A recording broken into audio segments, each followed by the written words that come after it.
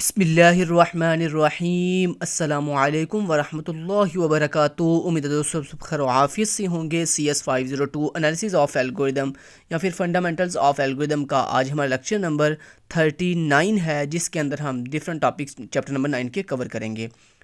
Lecture को start करने से पहले अगर अभी तक आपने हमारे चैनल KST लर्निंग को सब्सक्राइब नहीं किया तो फटाफट से सब्सक्राइब कर दीजिए और साथ बने बेल के आइकन के ऊपर क्लिक करके ऑल नोटिफिकेशन भी ऑन कर दीजिए ताकि आपको हर न्यू आने वाली वीडियो की नोटिफिकेशन सबसे पहले मिल सके। दोस्तों वीडियो को स्टार्ट करते हैं। तो सबसे पहले हम टॉपिक नंबर 9.7 कवर करने जा रहे हैं। दोस्तों इस टॉपिक का नाम है NP कंप्लीटनेस। इस टॉपिक के अंदर बेसिकली जो आपको टॉपिक नंबर 9.2 के अंदर मैंने आपको 4 जो कैटेगरीज करवाई थी, स्ट्रेटजीज करवाई थी, जो डेफिनेशन करवाई थी, कौन कौन सी वाला, class P, class NP, class NP hard और क्लास NP कंप्लीट, उनकी ही डेफिनेशन इसमें भी, इसी टॉपिक में भी बेसिकली वही टॉपिक रिपीट हुआ है। देखें class P, NP, NP hard और NP कंप्लीट। तो आपकी मर्जी है, आप चाहे टॉपिक नंबर 9.2 था वहाँ से ये वाली चारों डेफिनेशन कर लो, या आप यहाँ से अगर वहाँ से नहीं की तो फिर आप यहाँ से जो है वो टॉपिक नंबर 9.7 से ये चारों डेफिनेशंस कर लो। तो पेपर में आपको इन चारों क्लासेस के आपको MCQs में ना मतलब नंबर पूछे जा सकते हैं कि बताएं कितनी हमारे पास जो है ना वो कंप्लीटनेस की कितनी क्लासेस होती हैं। तो आपको ये चार जो ना वो आपने कहना 4 होती हैं और उनके चार के आपको शॉर्ट क्वेश्चन के अंदर नाम पूछे जा सकते हैं और इनकी आपको डेफिनेशन भी शॉर्ट क्वेश्चन के अंदर पूछी जा सकती है 3 नंबर के अंदर। क्लियर हो गया? या फिर आपको ये 5 नंबर के अंदर भी आया तो आ सकता है, जिसमें आप इन चारों के नाम बताओगे और आगे उनकी थोड़ी थोड़ी जो है डेफिनेशन जैसे यहाँ पर मैंने हाईलाइट की हुई है ये करोगे। उम्मीद करता हूँ आपको जो है ना इस टॉपिक की समझ आ गई होगी। तो अब ये आप पे डिपेंडेंट है, आप चाहे जो है वो टॉपिक नंबर 9.2 से ये 4 डेफिनेशन कवर कर लो या आप इस टॉपिक नंबर 9.7 से कर लो। चलें जी, टॉपिक नंबर 9.7 कवर। नेक्स्ट चलते हैं दोस्तों टॉपिक नंबर 9.8। दोस्तों ये जो टॉपिक नंबर 9.8 है, ये इसमें बेसिकली एक थ्योरम है, जो थ्योरम आपको पेपर में ना तो शॉर्ट में आएगा ना ही लॉन्ग में आएगा। इसमें सिर्फ और सिर्फ अगर आ सकता तो एक मैक्सिमम MCQs या मैक्सिमम 2 MCQs आ सकते हैं। तो उसके लिए आपने क्या करना है, इस पूरे टॉपिक को सिर्फ जस्ट ओनली रीडिंग करनी है, इसकी ओनली क्या करनी है, रीडिंग। तो अगर मैं इसको रीडिंग करवाऊंगा तो काफ़ी इसके पेजेस है जिस पे काफ़ी टाइम लगेगा, तो इसको मैं रीडिंग नहीं करवाने जा रहा। आपने क्या करना है, आपने सिर्फ इसके ऊपर 10 या 15 मिनट के अंदर इसकी पूरी रीडिंग कर लेनी है। इसमें अगर कोई MCQs एक आया तो वो आपको क्लियर हो जाएगा। जो और ये जो 3 पॉइंट लिखे हुए हैं ये आप ज़रूर कवर कर लें, क्योंकि ये मुझे लगता है ये MCQs के लिहाज से काफ़ी इंपॉर्टेंट है। ये 3 पॉइंट में से कोई MCQs आपका अगर आया तो इनमें से आ सकता है, बाकी नीचे कुछ भी वैसे इंपॉर्टेंट नहीं है। तो लेकिन फिर भी आपको मैं ये गारंटी दे रहा हूँ कि आपको इसमें से एक MCQs आने की चांस है। तो इसलिए आप जो है वो इसको एक दफ़ा पूरा जो है रीड कर लीजिएगा खुद ही। अब यहाँ पे दोस्तों सबसे पहले वो कह रहा है these variable appear in a logical expression using logical operation. कहता है हम अपने डिफरेंट लॉजिकल ऑपरेशन को यूज़ करते हुए हम एक लॉजिकल ऑपरेशन कैसे लिखते हैं। उसके लिए कह रहा है अगर आपके पास मान लो एक X वेरिएबल है और आपने उसको निगेशन फॉर्म में लिखना है, तो आप कहता है हम उसको ऐसे लिखेंगे, हम उसको ऐसे लिखेंगे X और उसके ऊपर ऐसे बार लगा देंगे। तो ये X को निगेशन फॉर्म में लिखने का तरीका है।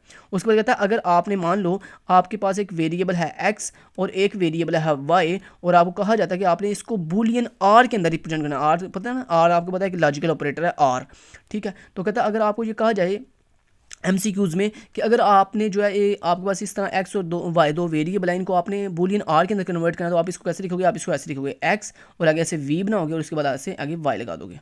तो ये इसको XR में लिखने का तरीका है।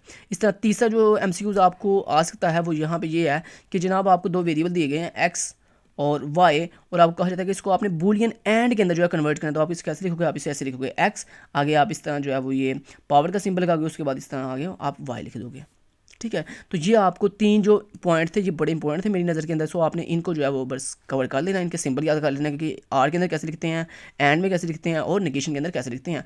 चलें जी, इन 3 पॉइंट को कवर कर दिया आपने। उसके बाद बाकी सिर्फ आपने इस पूरे टॉपिक को जो है जस्ट रीड करना है और कुछ नहीं करना, ना तो इसमें से शॉर्ट आएगा ना ही लॉन्ग क्वेश्चन आएगा, ठीक है। जो MCQs भी एक आना था या 2 आने थे वो भी मैंने मुझे लगता है ऊपर जो मैंने आपको बता दिया, सिर्फ वो सिंबल्स आपने कर दिए तो इंशाल्लाह आपको ये टॉपिक भी कवर है। बाकी ये टॉपिक बहुत इंपॉर्टेंट है ही नहीं, बहुत नहीं बल्कि बहुत इंपॉर्टेंट नहीं है ठीक है। तो आपने इस टॉपिक को छोड़ देना। चलते हैं लास्ट अपने टॉपिक जिसका नाम है टॉपिक नंबर 9.9। इसमें कपिंग विद NP कंप्लीट है, कंप्लीटनेस है।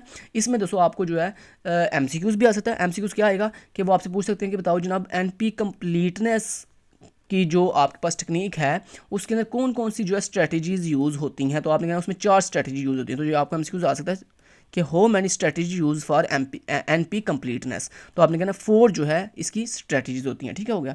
उसके बाद 3 नंबर में आपको इसका शॉर्ट ये आ सकता है कि बताएं right the name of NP completeness strategies के, उन 4 स्ट्रेटजीज़ के नाम लिखो जो आपको NP कंप्लीटनेस में यूज़ की जाती हैं। तो पहली स्ट्रेटजी का नाम है जी यूज़ ब्रूट फोर्स सर्च, दूसरी स्ट्रेटजी का नाम है हेरिस्टिक्स, ठीक है, तीसरी स्ट्रेटजी का नाम है जनरल सर्च मेथड्स, और चौथी स्ट्रेटजी का नाम है अप्रोक्सीमेशन एल्गोरिदम, ठीक है। तो ये आपको MCQs भी बता दिया कि आपको काउंटिंग पूछी जा सकती है कि कितनी वो स्ट्रेटजीज हैं जो NP कंप्लीटनेस के लिए यूज़ होती हैं, 4 हैं।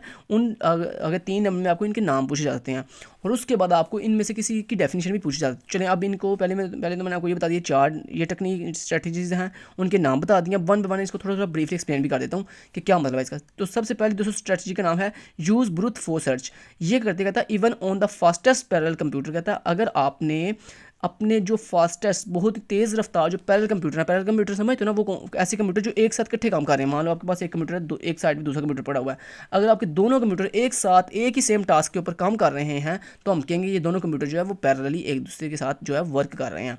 तो ये मतलब होता है पैरेलल कंप्यूटर का। तो कहता है अगर even on the fastest parallel computer, कहता है हालांकि अगर आपके पास पैरेलल चलने वाले कंप्यूटर्स हैं और वो बहुत ही फास्ट तेज़ रफ्तार हैं, this approach is viable only for the smallest instance of this problem. कहता है ये जो है ना, ये जो टेक्निक है ना, ये हमारी पैरेलल फास्टेस्ट कंप्यूटर के अंदर जो है वो बहुत ही स्मॉलेस्ट इंस्टेंस के तौर पर इन प्रॉब्लम के लिए यूज़ की जाती है, ठीक हो गया जी। तो ये दोस्तों आपने इसकी डेफिनेशन कर दी।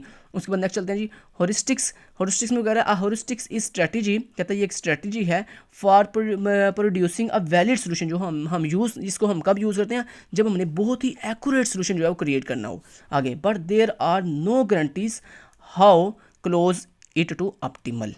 मतलब वो कह रहा है ये जो हॉरिस्टिक्स स्ट्रेटजी है इसके साथ हम एक बहुत ही वैलिड जो है सोल्यूशन जो है वो प्रोड्यूस करते हैं, लेकिन इसमें इस चीज़ की गारंटी नहीं होती कि ये ऑप्टिमल भी होगा कि नहीं होगा।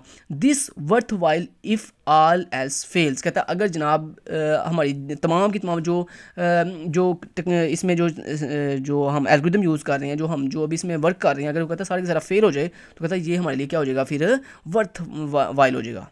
समझ लगी बात की। ओके जी, नेक्स्ट इसकी भी उम्मीद आपको समझ आ गई है। उसके बाद general search methods, powerful techniques for solving general combination और ऑप्टिमाइजेशन प्रॉब्लम्स। कहता है ये जो टेक्निक्स है ये जो जनरल सर्च मेथड जो स्ट्रेटजी है इसको हम कब यूज़ करते हैं जब हमने बहुत ही पावरफुल टेक्निक जो है वो यूज़ करनी हो for solving general combinatorial optimization problem. जब हमारे पास एक बहुत ही जनरल कम्बिनेशनल जो ऑप्टिमाइजेशन प्रॉब्लम्स हैं जब वो आती हैं तो उनको बहुत ही अच्छे तरीके से पावरफुल टेक्निक्स का यूज़ करने के सॉल्व करने के लिए हम जो है इस स्ट्रेटजी का इस्तेमाल करते हैं। आगे उसने उन स्ट्रेटजी के नाम बताए हैं, तो आपको पेपर में 3 नंबर में ये भी आ सकता है, या MCQs में आ सकता है कि बताओ जनरल सर्च मेथड्स के अंदर कौन कौन सी स्ट्रेटजीज आती हैं। तो पहली स्ट्रेटजी है दोस्तों या कौन कौन से एल्गोरिथम आते हैं, तो उसमें पहला एल्गोरिथम है ब्रांच एंड बाउंड, दूसरा है जी ए स्टार सर्च, तीसरा है सिमुलेटेड एनालिंग एंड नेक्स्ट है जी जेनेटिक एल्गोरिदम्स। तो ये 4 नाम हैं जो आपको याद होने चाहिए कि ये चारों जो एल्गोरिदम है ये किस में यूज़ किए जाते हैं, ये आप यूज़ किए जाते हैं इसमें जनरल सर्च मेथड्स के अंदर, ताकि हम बहुत ही पावरफुल टेक्निक के साथ अपनी जनरल कम्बिनेशन ऑप्टिमाइजेशन प्रॉब्लम को सॉल्व कर सकें। नेक्स्ट उसके बाद लास्ट दोस्तों वो है जी अप्रॉक्सीमेशन एल्गोरिदम।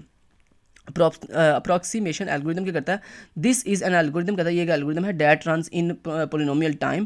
कहता है ये जो है ना एक ऐसा एल्गोरिदम है जो हमारा पोलिनोमियल टाइम के अंदर जो है वो रन होता है यानी चलता है and produce a solution that is, और कहता है ये हमारे पास एक ऐसा सोल्यूशन जो है वो प्रोड्यूस करता है with in a granted factor of the optimal solution. कहता है सबसे पहले उसने 2 बातें इसमें की हैं। कहता है ये जो अप्रॉक्सीमेशन एल्गोरिदम होता है, पहला तो ये बात है कि ये पोलिनोमियल टाइम के अंदर जो एग्जीक्यूट होता है, एक चीज़ होगी।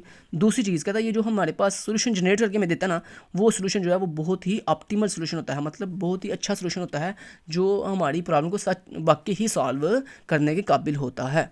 समझ लगी बात की। लेकिन ये 4 स्ट्रैटेजी थी, इनको MCQs के हवाले से भी तैयार करवा दिया है, शॉर्ट के हवाले से भी तैयार करवा दिया और 5 नंबर की लॉन्ग के हवाले से भी इसको मैंने आपको तैयार करवा दिया है। तो जब जैसे जैसे बताया वैसे वैसे इसको आपने अच्छे से कर देना है, बाकी इसमें कोई भी जो है रटा लगाने वाली कोई बात नहीं है। लेकिन जी कॉन्ग्रेचुलेशन दोस्तों, हमारी जो प्ले लिस्ट है 502 की वो कंप्लीट होती है। तो इंशाल्लाह इसके जो हाईलाइटेड हैंडआउट्स हैं वो इंशाल्लाह मैं अपनी वेबसाइट के ऊपर जो आपको प्रोवाइड कर दूंगा इंशाल्लाह कल तक। और आपको इसी वीडियो के डिस्क्रिप्शन में कल या कल तक, बल्कि कल रात तक इंशाल्लाह आपको लिंक मिल जाएगा मेरी वेबसाइट का। आपने वहाँ से जाके इन हाईलाइटेड हैंडल्स को भी डाउनलोड कर लेना। और इसी के साथ आपके लिए अच्छी खबर ये भी है कि इंशाल्लाह मैं कोशिश करूँगा कल तक या परसों तक इंशाल्लाह आपके लिए जो है अच्छी ऐसी वीडियो बनाऊँ जो आप 10 साल बाद भी अगर आप CS502 की जो है मेरी वो वीडियो जो मैं अपलोड करूँगा प्रिपरेशन के लिए, अगर वो देखोगे तो 10 साल बाद भी इंशाल्लाह मेरी वो वीडियो जो है आपके लिए बहुत ही हेल्पफुल होगी CS502 की फाइनल टर्म प्रिपरेशन की वीडियो के लिए। Thank you so much. Till then guys, take care, Allah हाफिज़।